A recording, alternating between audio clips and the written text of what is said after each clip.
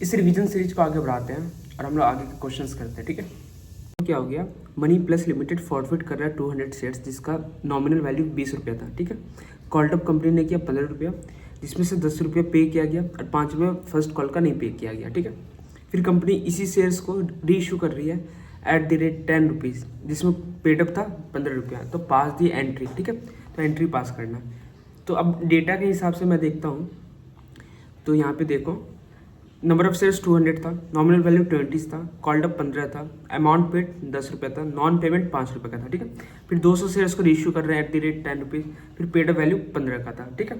तो अगर कॉन्सेप्ट्स के अकॉर्डिंग चले तो ये बताओ, तो पहली एंट्री क्या पास होगी, रिवर्स करनी है, reversal of first call due entry, है ना, उसी को तो बोलते हैं फॉरफिटेड एंट्री। इसी को दूसरा नाम क्या बोलते हैं, फॉरफिट एंट्री। फॉरफिट क्यों कर रहा है, फॉर नॉन पेमेंट क्या चीज़ का, फर्स्ट कॉल का, okay, non payment of first call. तो स्टार्ट करते हैं पहली एंट्री क्या होगी, equity share capital account debit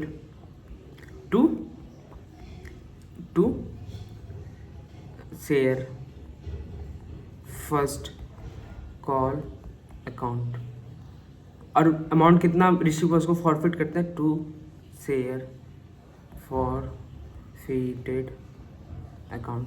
देखो देखा जाए तो ये जो है ना, ये एंट्री, ये रिवर्सल है क्या चीज़ का, रिवर्सल ऑफ फर्स्ट कॉल का ये एंट्री है, ठीक है।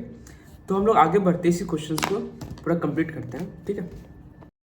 नंबर ऑफ शेयर्स कितना फॉरफिट कर रखा है 200, कॉल्ड अप कितना था 15 रुपया, तो ये हो जाएगा 3000, ठीक है।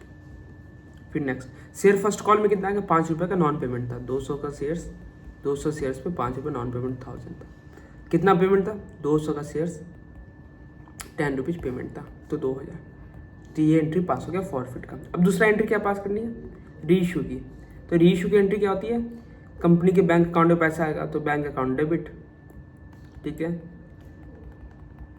क्रेडिट क्या करेंगे, टू शेयर कैपिटल, ठीक है।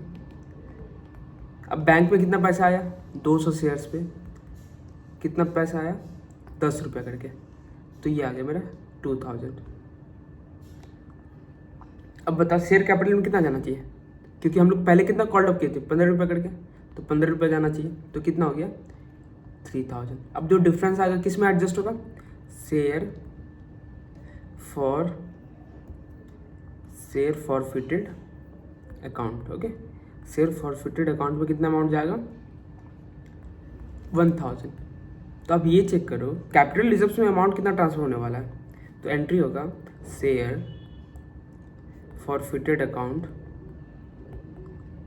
Debit to share to capital reserves, क्या आएगा टू कैपिटल रिजर्व्स, है ना, टू कैपिटल रिजर्व्स। ये अमाउंट आ जाएगा अराउंड, पहले था कितना टोटल अमाउंट 2000, उसमें से यूटिलाइज 1000 हुआ, तो रिमेनिंग चला जाएगा कैपिटल रिजर्व से 1000। ये हो गया क्वेश्चंस कंप्लीट, ओके। तो आप